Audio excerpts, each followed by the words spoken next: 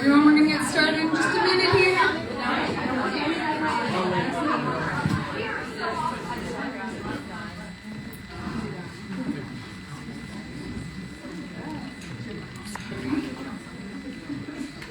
All right, thank you everyone for coming out. This is great. It's such a good turnout.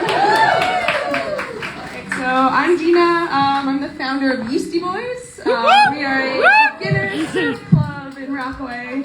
Our aim is to kind of foster connections in and out of the water. So we pair up some of our members with more experienced surfers. We do events like this, beach cleanups, raffles, food donations. But we're really excited.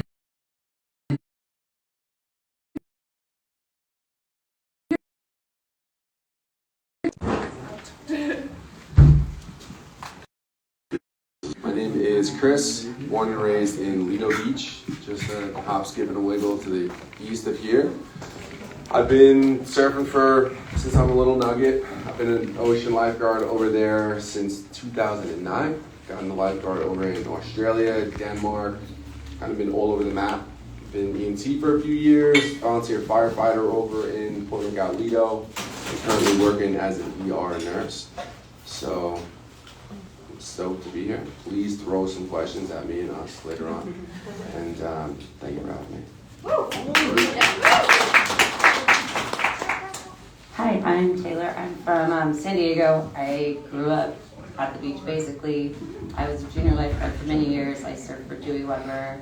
And then I moved out here and have just kind of been surfing Rockaway, the East Coast, going back home.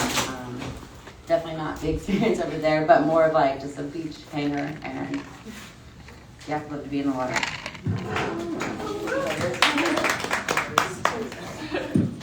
Hi, I'm Farmi. I'm from Rockaway. Lived out here all my life. I surf, I model, I volunteer with Laura Bea. Started off as a mentee, now I'm a mentor. And yeah, I work at Verity, a sustainable brand. All right, so thank you so much to our panelists for coming out. I think we'll get right into it. So basically the idea of this panel is to talk about ocean safety, etiquette, whether you're surfing or just in the water, but whether you're a seasoned surfer, you're just hanging out on the beach, like we've definitely all seen some near misses, we've seen some accidents. So we want to talk about ways that either, beginner surfers can learn a little bit more, or just people that are seasoned can keep things safe in the water. So we'll get right into it. So the first question that we have, and a lot of these questions came from our members and people on Instagram, so thank you for submitting them. But so Chris, I feel like this is a kind of a question for you. What are some of the most common surf injuries or accidents you see in your work as a lifeguard and in the hospital? Well, today was pretty poignant. I took my longboard to the face, pretty good, my nose, and made sure all my teeth were still there, and I spit a few times to make sure there wasn't blood. So that still happens to me. I did my knee in yesterday and then whiplashed myself pretty good on Friday. So, busy week. Excited to see what's coming tomorrow. Oh man, as far as surfing wise, fins can be pretty hairy, and I've seen guys gouge really bad with fins. I've seen the guy that's my landlord now. He took his fin to his femoral artery years ago, and we tied him up pretty good to get him off. Head injuries, always cover your head when you're diving off your board. Just be super careful when you're diving in and out of the water, just swimming, and you're just psyched to be at the water. Neck injuries are not great. And people getting run over pretty often. Other than that, it's just the classic cut toe on the beach and just, your ins and outs. And then there's the extremes of, water-related going unders. But just watch out for your board for sure. And Taylor and Farmi, Farmi, I know you work with a lot of beginner surfers. Do you have any horror stories? Too many. Well, I know someone that got paralyzed for 5 years. He actually lives out here in Rockaway, but through physical therapy and just really working on himself, he's back in the water. He's surfing hurricane season, so that's really beautiful to see. Personally, the fin is the worst thing, especially the longboard fin because it's huge. So always taking it to the thigh or having it hit your head right after you wipe out is terrible. I've seen a few of those. People break ribs from being hit by their own board or someone else's board. break your face open, you'll bleed all over the place. Broken bones, leash will snap a few fingers if you're grabbing onto it when you're trying to like wipe out, or like when you're trying to watch out for a set, so that's something too. Always cover your head, like Chris said, that's something. Don't just dive into the water, that's not smart, it's super shallow in Rockaway too. Starfish even if it hurts, and yeah. Hey, all you got anything? Silly enough, I feel like a lot of my accidents happen because I'm being a dumbass. Like, just when you're having fun and not paying attention is like when a lot of things happen. Like, I've broken a nose just goofing around on the like inside whitewash, like cracked a rib, and I think just stop being silly sometimes. But as far as other people, like Rockaway's crazy. I surf 91st all the time, and just like, yeah, people get run over. So I think if you, like when you're paddling out, just be aware of the space and like clock every surfer to see their ability, and if you need to like move around them. That's something too, like I got sliced open my elbow completely alone this summer and had to get 10 stitches, but like you said, like goofing around sometimes, you think you're having fun, but also that's one of the big things we do with the Yeasty boys is we want people to go out with people if you are not confident in your abilities, if the conditions are a little weird. That's a good, I guess, follow-up question, like we've all heard like, when in doubt, don't go out, but sometimes things change really quickly in the water, and do you guys have any advice for beginner surfers or just swimmers? Like if you're in a situation where you're having a good time and you're fine in the water and conditions change, like how do you deal with that? That happened to me actually this fall. I was out and it was like a head high day. I felt pretty comfortable, and I noticed that the swell was coming in, so there was a lot more water. And I realized I was like in the 80s and I was totally alone. Mm-hmm. And I was just like, I'm totally fine, but if I were to lose my board, I don't have anyone safe, and I had to paddle in. Yeah. And I felt like kind of defeated, and I think about that day, but I felt better that I was safer on shore and not in a position where I didn't feel confident that something could have, Yeah, that's definitely scary too, like if the waves get really big, Yeah. all of a sudden, like you gotta still get in, water. but I think the best advice I can give for that is just stay calm, keep your head on a swivel, look around, make sure you're not putting anyone else at risk as well as yourself. But Chris, have you seen anything accident-wise or just in your time as a lifeguard that, conditions changed really quickly? Yeah, it's interesting here. There's been a handful or two times where we'll get a rising swell that comes up super fast. Anyone that's spent any time in the Pacific Ocean can attest to it'll go from 3 foot to 24 foot in a matter of a few hours. Here, we do have those days, and me and my friends still talk about them. We go out in the morning, it's 2 foot, and by noon, 3 p.m., it's 10 foot, and you're like, holy cow. From a lifeguard point of view, when it's getting really hairy, we just try and keep people out at all costs. But that's when you start to see people who are in there and get caught in the crosshairs of being out when they shouldn't. And a lot of surfer on surfer rescue, which is something that I definitely will touch on later on today. Some good bottom lines is when in doubt, definitely don't go out and go with your gut. If it's time to go in, it's happened to me on a few occasions. You go in and you borderline kiss the beach when you get back, and you learn your lessons. And it's just as important as getting the best wave of your life as you're getting really good experience. And it might not be the conditions that are changing. You might just be smoked, feeling off, something's up, and if it's time, it's time. You just got to roll it in. So really good rule of thumb is don't paddle out any day unless you're willing to swim back in, because leashes are going to go, boards are going to go, conditions are nuts. The rocks here, you all have now new jetties. Water's going to be moving different. The water rips down here too. If you're not capable of swimming out of a situation, you shouldn't be going in there. And you don't want to put that on a friend as well, that you go in, now all of a sudden they have to try and get you out too. Not so good. And then Farmi, in your experience as a teacher, what do you do in those situations if you're out with, a group of mentees and things change? How do you get people back safely to shore? Well, the number one thing is just always keeping everyone calm. People tend to panic when they feel like they're not in a safe situation in the water, and that's kind of the worst thing you can do. So keeping everyone calm, like keeping them informed, giving everyone clear directions, paddle straight towards the beach, stay all the way towards the back of your board, hang your feet off a little bit, Sometimes you just gotta eat it to get out if you are stuck in those situations. If that means like bodyboarding out or like trying to catch a wave in or just like paddling and knowing you're gonna wipe out, but you're that much closer to shore, that much closer to just getting out of that situation. But one thing to always do before is just take 5 minutes before you paddle out to watch.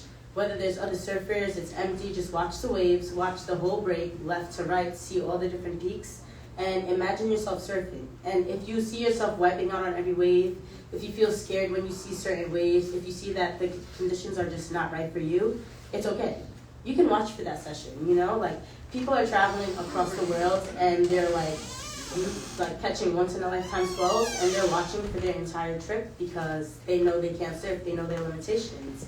But it's still fun, you know? Watching surfing is a part of surfing. You can't just surf. Okay, definitely. So, in your experience as lifeguards, as mentors, are there any specific groups you would recommend to people to either do ocean safety training or just anything that you can watch videos or read about, like what to do in specific situations? You guys are all looking at it right now. And this is something, I can't really think of any clubs that we have over in Long Beach. I spent a bit of time in Australia and they have surf clubs in every single town and whatnot, and everyone gets together and rallies pretty good. They also have tons of volunteer lifeguards over there, which is kind of born and bred into their culture. So the internet is loaded with stuff from, how to pull people out that just thrash their neck, or board on board having to pull someone out. There's tons of resources. As far as getting crews together, it seems like there's a lot of interest. Definitely CPR and first aid, things like that. You can get Red Cross or American Heart Association folks to come in and kind of work a discount. But you guys are really doing it here in grassroots, and there's the ripple effect of, I heard this at, is it Sunday? Sunday night in Rockaway, blah, blah, blah, blah, blah, blah, and the whole thing just kind of fans out. So if something comes to your mind, probably for good reasons, start to do a little bit of homework, go through the interwebs, mind share, ask some people, and just get it around, because there aren't a lot of hey, let's huddle up and talk about what to do here, short of the real big leagues, and they have the big water safety crews, and those guys are really getting into it. But this is, you guys and gals are doing it. And then Barney or Taylor, in your experience, did you need any specific certifications to teach or to be a part of the team? For me, I guess, was on surf teams my whole life, and then just went from being at a surf club into being a teacher because I grew up in the ocean. But I am lifeguard certified in California, and it just kind of comes with the territory. But getting CPR certified if you're on the beach and knowing all that stuff, because stuff happens very quickly out here. To instruct, you need to be CPR certified, you need to be lifeguard certified, and you need to be certified by the ISA. But it's worth it, That's something we're working on, trying to get a group rate for the Red Cross or these other, ocean safety programs. So if anyone's interested, definitely let us know. But I guess the last question we have for the ocean safety portion is, this is one from our members. If somebody is struggling around you or something happens, how do you safely get themselves and yourself out of the water? This is the big one. Well, first and foremost, you gotta stay cool.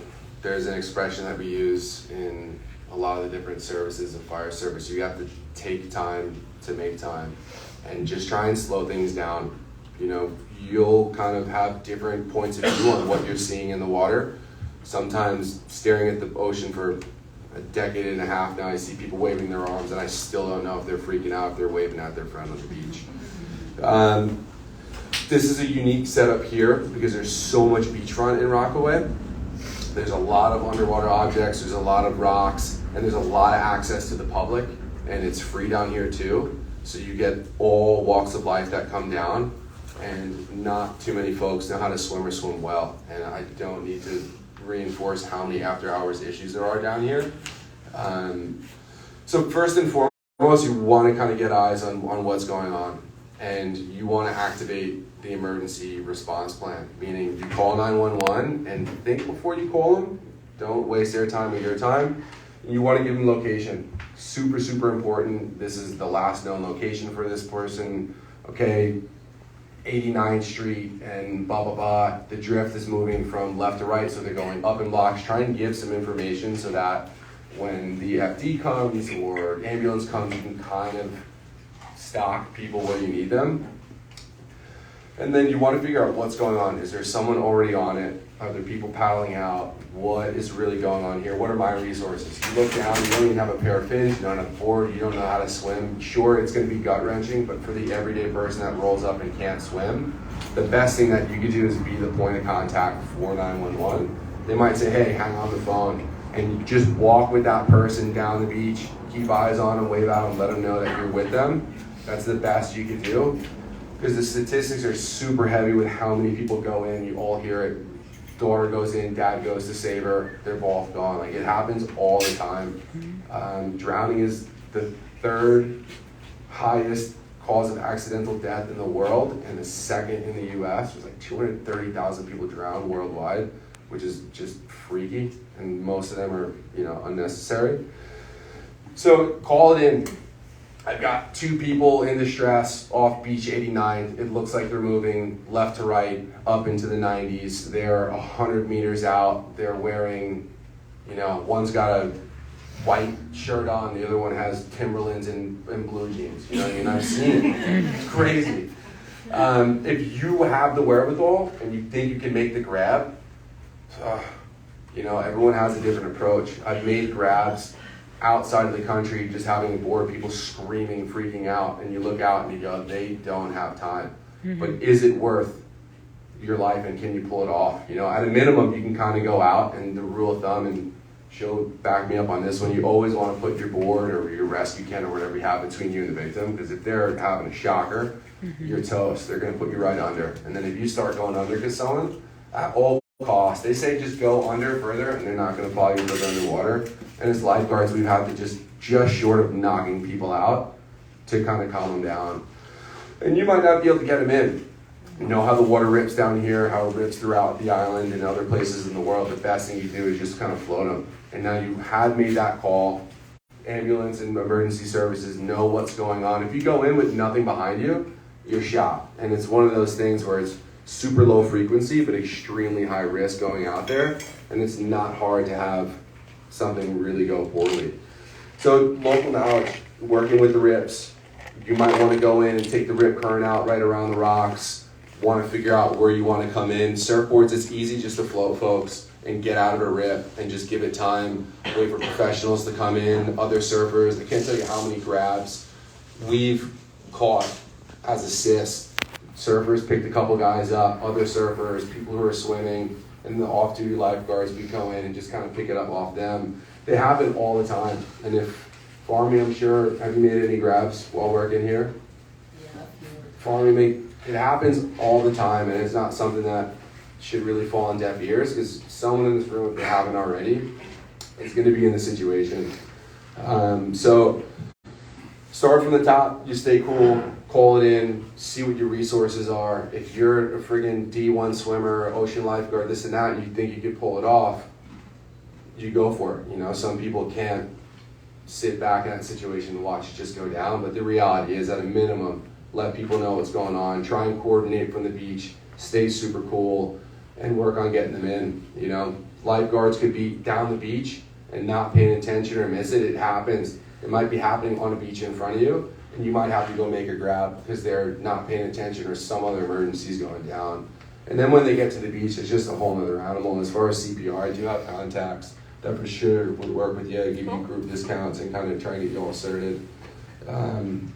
But it's going to happen season after season. This was the only season in Long Beach I can remember where we didn't have one after hours drowning all year. It was out of control. Yeah, big time. Because it's kids. It's kids and it's people wasted. And there's really not a lot in between. And they're both heartbreaking. I've had people that had pulled out earlier in the day, just shot wasted. I go home and then I hear from the crew that the guy just washed up on the beach 10 minutes after I walked out. So it happens. But just staying cool, knowing what you're watching, and not hesitating to make the call. The worst thing that happens is people show up and everyone goes home. You use the resources, but it is what it is. So it's gonna happen. It's a matter of time. That's why you guys want to get more comfortable on the boards, swim, know what you're looking at, and when it's time you make the grab, and you're gonna just be like, oh my god, kind of freak out a little bit. So it was a long one, but probably the most important in my opinion. Yeah, this is why we're doing it. Obviously, I'm not a lifeguard. I run this group. I am a very mediocre surfer at best.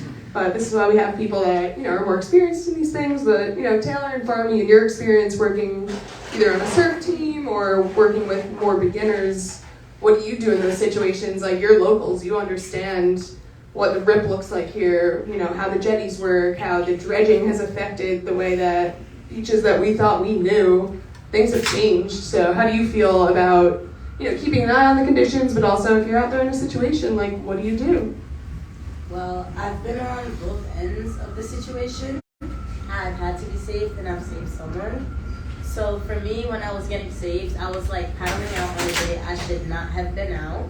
I paddled out right at the jetty with a friend, and like right at the moment we were about to go at the last sandbar, a set just came, washed us up, and we were like right on the jetty basically. We were terrified, panicking, and someone just paddled up. He didn't come try to grab us, he just gave clear instructions. Paddle out and around and just keep going out. And so we did that and we were good. My friend climbed the jetty, but she's a climber, so it was okay. And we just, thankfully we were safe in that situation. And I think what he did was really well. He didn't like step out of place, put himself in like harm's way, but he still like helped, guided the situation. But for me, like, my situation was different. A friend of mine was surfing and they didn't know how to swim, so they were in the water and kind of just like drowning, flailing around. So I just, without thinking, hopped in and grabbed them, and thankfully it was shallow because they were pushing me under. So I just grabbed them by like the waist and was just bobbing like up and down, and it worked in that situation. They got back on their board. Your board will always be your best tool. Like, it's your best friend in the water. You can't surf without your board. You will not live without your board. Think of it like that. But like, it depends on the situation. If you don't think you can help the person, just like step back, paddle out, call the police like Chris said, If you think there's a way for you to help, like, think clearly about it. You don't have like that much time, obviously, in these kinds of situations, but what can you do to help at best, That's something I've read about too. Like, if you're taking charge of the situation, you gotta take charge. You need to speak clearly. You can't be like, oh, if it's okay with you, like, I think you should get on this board. Like, you need to be like, get the fuck on this board, we're going ashore. This is happening, like, I'm helping you. Stop crying. Yeah. And it sucks because a lot of people are not like that, but like, that's one of the interesting things about surfing. Like, surfing inherently is kind of a solo sport, but every situation I've ever been in like that, it was another surfer that was like, get your shit together, we're getting you out of here. And I think that's really important, like, if you are in that situation, listening to somebody that's taking charge that might know more than you and might be able to help you. Mm-hmm. Taylor, do you have anything to add with this? No, I think it's okay if you don't. Yeah, we got it. Cool. But so that's something to, like, kind of leading into the etiquette part of this panel. Like, I remember learning how to surf. I don't think my dad let me go in the water for the first 5 times we surfed, quote, quote. He made me sit on the beach and he would point out, like, this is what this person did right, this is what this person did wrong, this person has priority, this is the way that this works. And unfortunately, that's something that we've been seeing in the past couple of years, that, there's all these surf schools popping up that their goal at the end of the day is to get you to stand. And sometimes etiquette falls by the wayside, but a lot of these accidents and incidents that we're talking about could have been solved had someone known what priority is, where you position yourself, don't shoot your board out and hit someone in the face. And I think that's something that's super interesting, with etiquette, particularly, some of us travel to surf, the lineup, in an ideal world, the lineup always works, but sometimes it doesn't. And is that something that you guys have experienced, traveling while you surf? Like, what do you do if you're in the lineup and people are not respecting the etiquette or not respecting kind of the inherent rules of surfing? Taylor, do you have anything with that? I know you used to surf on the West Coast. Is it different here compared to the East Coast? It's different everywhere, and I mainly surf in California and out here, and there's definitely different vibes in the water, dependent. But, a good rule of thumb is to spend a good 15-20 minutes watching the lineup and seeing how everybody's acting. Yep. And it does, I'm not saying vary, but it does vary, and there's different intensity levels and culture that comes along with each break. So if you're traveling, just watch, see what's fucking going on. Here, in the last few years, there's definitely been a lot more beginners out there, and that's like a great thing. We want to see more people in the water, but you have to know what you're getting into when you're paddling out. You have the surf school to your right, a bunch of like really good surfers at the actual peak, and just kind of where do you fit in, and is it going to work? And like, honestly, I've been in some nasty lineups and just paddled away, go to a different break. That's good advice. I think people forget that you can get out and Yeah, there walk are down other the beach. beaches. And then I guess like Farmy or Chris, in your experience, what do you think the biggest like etiquette lesson for beginners is that's missed that ends up putting people in these situations? Please take a lesson. Even if you've been surfing for years, like I'm taking a lesson tomorrow, and I've been surfing for 5 years. Lessons are there to refresh you. It's a different point of view that you're not seeing, you know? We surf and we learn so much and we pick it all up, but we're also picking up bad habits along with our good habits. So that's just one thing. But, can you restate the question? Oh, hold on, I gotta look at it. Basically, like with beginners, what do you think the biggest lesson that people miss? Like, you know, there's surf schools that just want people to stand up, and they're like, it doesn't matter if you drop in on 15 people. Like, But that's it, it's like party waves. yes, And everyone party wave is a party party wave if somebody calls it. It's not a party wave if you just go on the wave. But that's something like, do you think with beginners there's any specific things that maybe surf schools are missing, or that you've seen that people just assume is a thing when it's not a thing? No, definitely like party waves. People love party waves, but it's like, it's not a party wave. You're dropping in on it. Like, call it the right thing. So that's one thing. People like don't look left and right. They just look straight because they're learning to go straight. That's one thing that like needs to be known. There's direction in the water. You have to know where the peak is, know which way people are going. Also, like, communication. People are like try to be very solo in the water, but like it's an environment that none of us are used to, and the only thing that is regular to us is the other people around us. So like speaking to these people, like asking, oh, are you going left? Are you going right? Like that's a simple thing that can just save you so much time, you know? Do you think with general communication in the lineup, like that's something that maybe schools or people that are just going out on their own, they don't understand? Like, what would be some kind of general communications things if you're a beginner paddling out? Like, how do you ask people? Are you going left? Are you going right? Like, literally, like, are you going? yeah. Are you going? Is it you know? Definitely. Or like looking, like talking to the people, making friends, and then people will be willing to share waves. You won't have to be guessing if they're going. Like, you'll see that they're letting you go. They want you to catch waves with them. Yeah, that's something I've seen too, like, as a mediocre surfer, like, if you wait your turn, like, people will call you onto waves, and I think that's something that, you know, surfing in theory is a solo sport, but it's not. It's a very communal sport. People want you to catch waves. They want you to enjoy the stroke, figure it out. But do you think that that's something, like, when you're teaching people how to surf, like, even just for a beginner, like, how would you explain, like, the best way to paddle out, or, like, where to look to paddle out so you're not in people's waves? Because I've seen that happen a lot, that just people that are paddling out get run the fuck over. It happens to all of us. I'll just point to the peak. You see where everybody is sitting? You paddle out all the way over there where you see nobody. So you're not getting in the beginning, middle, or end of their wave, you know? You don't, like, the jetty is always, like, one of the easiest places to paddle out, but you're not really going to send a beginner to paddle out at the jetty. Also, like, you're teaching these people how to turtle roll, how to properly, like, if someone is catching a wave, you're going to their inside. You're not going to paddle where they're continuing to surf. You want to get on the other side of the wave that they've already surfed.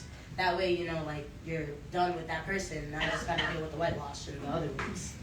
Oh, it's all super helpful. Thanks, guys.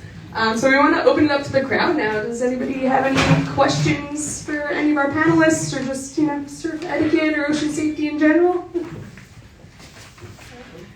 So, yeah. Hi, everyone. Thanks for talking. So I'm wondering, it kind of came up outside. I was talking with a friend about a rescue situation where things, you know, people crowded, and there were things happening that were helpful, and there were things happening that were very unproductive and unhelpful. I'm wondering if you can talk to some of that in a rescue situation. What might be something that could be beneficial to saving time and saving a life, or, you know, could prolong things, if that makes sense. Like, communication is number one. and that's in all walks of life and organizations and emergencies. You definitely kind of want to have a point person. The thing that I've seen most erroneously go down in lifeguarding is like everyone wants to get in on the rescue. And you get like 4 or 5 people go in, or 2 people that are out there. The truck gets left behind, no one's pulling out the oxygen bag, no one's getting equipment ready, no one's on the radio communing with the fire department with what's actually going on. So slowing things down enough to make sure you actually have all your bases covered and you're not throwing too much at one thing. And again, having someone to run point, because it's really easy. Like everyone wants to go in and make the grab and do all this and that, but it's really having everything set beforehand. That's more from like you're showing up that day with that being your job in mind and checking all your things. That goes back to surfing. Take a once over, look at your boards, your leash ties, your leashes, your boards. Make sure that you're not going out there and setting yourself up for an absolute shocker, because I've done it to myself and probably will continue here and there. But yeah, it all comes down to communication. Know what you're looking at before you go in, because you don't want to make an ass of yourself or miss something.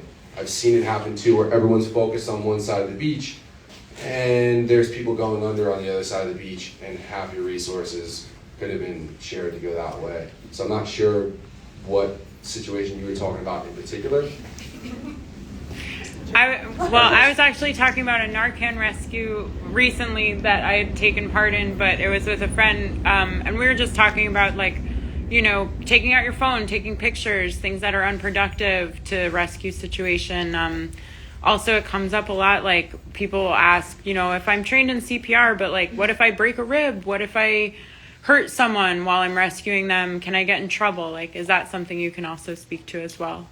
Yeah, so the Good Samaritan law will cover anyone that's going in to do good, unless like they're blatantly overstepping what they should be doing, out of scope of practice, things like that. Broken ribs, they happen, but it's one of those things, it's like, if someone looks like their neck is broken clearly in the shoreline, but there's no way to physically get them out and protect their C-spine, you're going to compromise their spine to get them out of an in danger, life hazard area to get them out.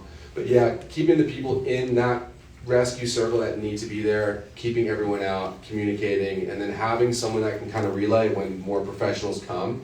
So whoever's on site giving the majority of treatment doesn't necessarily have to come off the patient, and someone else can say, hey, they've gotten 2 doses of Narcan, they've slipped back unconscious, last known downtime or uptime or however this was going. Yeah, just keep it simple. It's easy for everyone to get frenetic, and we're in the age of let's film it, and that's probably the most disrespectful thing that you can do. You know, short of protecting someone, because if something messed up is going on, it has saved people and made people comfortable, but stay cool. Thank you. Anybody else have any other questions? Ashley?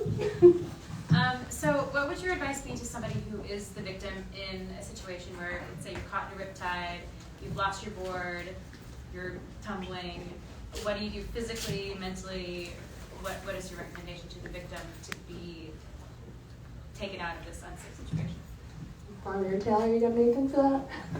I mean, first, just relax, stay calm. I've been on either side of the situation before, and I think you can literally make yourself hyperventilate, and we'll put you under the water as like the victim side, and just keeping the whole situation. Breathe, like Chris was saying, stay calm, and like float on your back. Okay.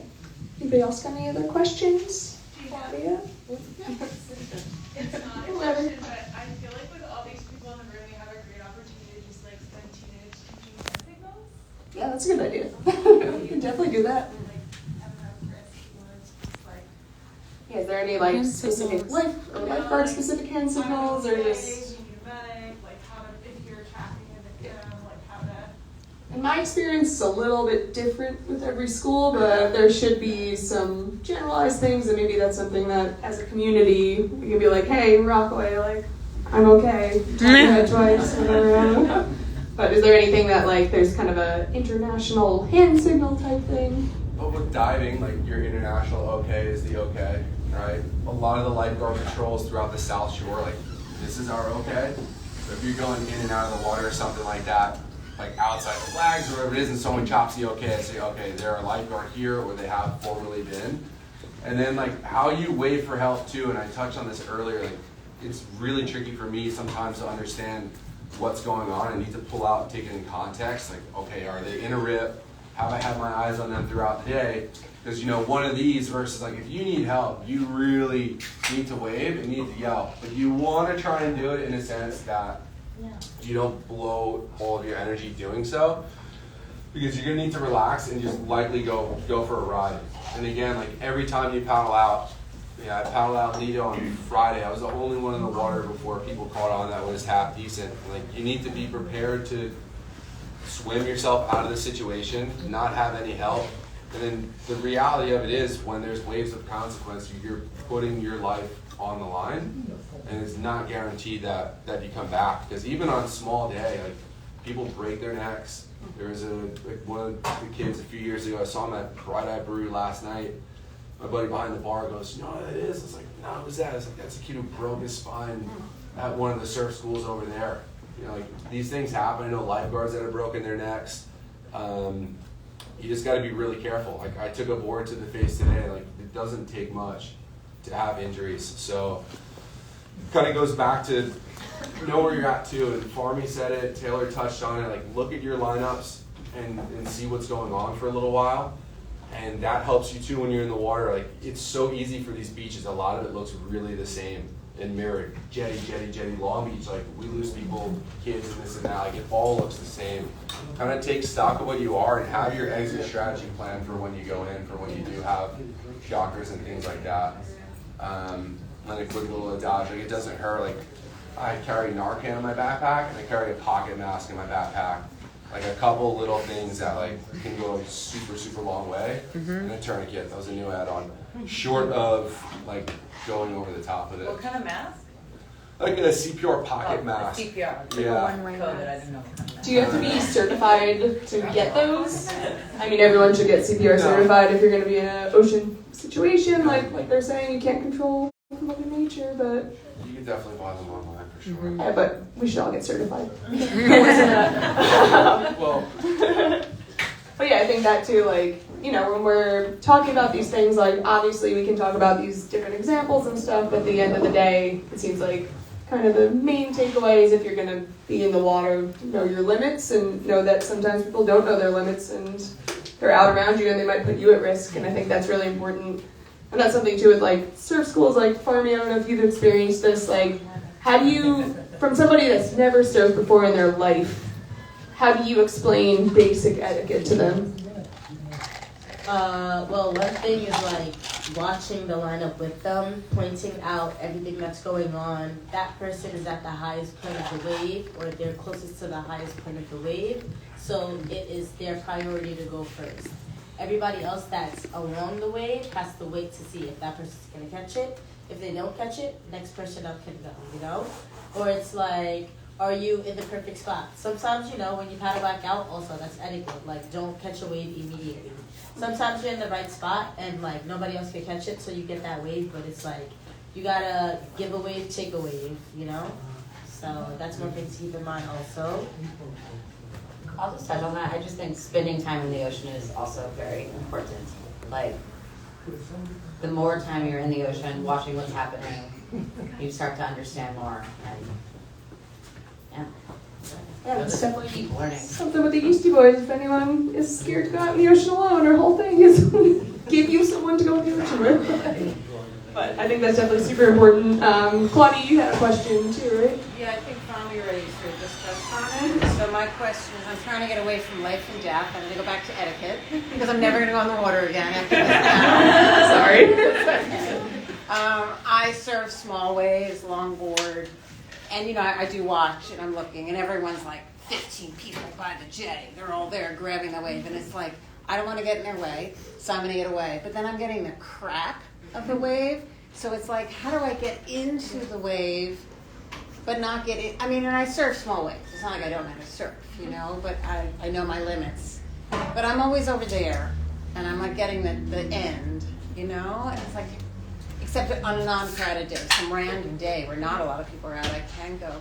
But what's the etiquette for that? Paddle up. See, like, Get what happens. there, just get in the lineup. If you feel comfortable and confident to like get into the kind of group, go in there and Give it a shot. give it a I shot. think a lot of that too is just like paddle over there and be like, hey, what's up? And don't take the first wave. Like see what other people are Right. doing. I never do. Keep an I eye on stay out people. there for a while. They will give you a wave. I mean, I do sometimes, but then I'm like, maybe I shouldn't be here, and I move, you know. So it's a confidence thing.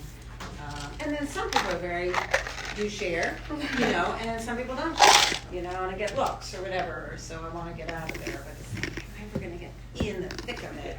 That's something that I've seen as a female surfer, just a surfer that's not a cis man. Like, I'm sure Farmy and Taylor can speak on this as well. Like, on the days that I'm out there with 15 women, we're not fighting for waves. That's not a thing. Like, Yeah. everyone's so stoked for everyone to get another wave. We're cheering each other on. But, like, you might be in a situation that, and, like, I was like that growing up. I grew up on Long Island, and I was always the only girl, but it was that confidence thing of paddling over to the old 50-year-old man and being like, hey, man, how's it going? What's up? And they would eventually call me onto a wave. And I think a lot of that is that community and the communication is really important. Yeah. The culture needs to change a little bit. Yeah, we're working on it. I feel like I go home to San Diego and it's just a bunch of old men and they're having coffee out there and then get into fights with them. But like, fuck it. I'm gonna get my fucking wave. So sometimes you gotta push it. Yeah. Thank you. Does anybody else have any other questions? Ashley, what's up? For Chris, so I think a lot of us are stoked to hear that Lido had no accidents after hours last year. I'm sure everyone in this room and a coalition of people in Rockaway would love that to be true here. What do you think contributed to that? Was it like more signage, more people patrolling, education? You know, so it was like the whole Barrier Island, from my understanding, so from Point Lookout to Atlantic Beach. And I think for one, the biggest factor is just good fortune. You know, there weren't, and these are all stories that happened, it weren't 3 foreign nationals coming down hammered at 5 a.m. and going in and only 2 coming out. There wasn't a mom letting her 2 little kids take the train down in, and just like perfect storm scenarios. Again, over there, the access, because on hours, like it's super limiting. You know, you need to pay to either park, you need to pay to get onto Long Beach, and it's out of control expensive. So here, there's, I don't know how long Rockaway is. 7 miles. The boardwalk is 5 miles.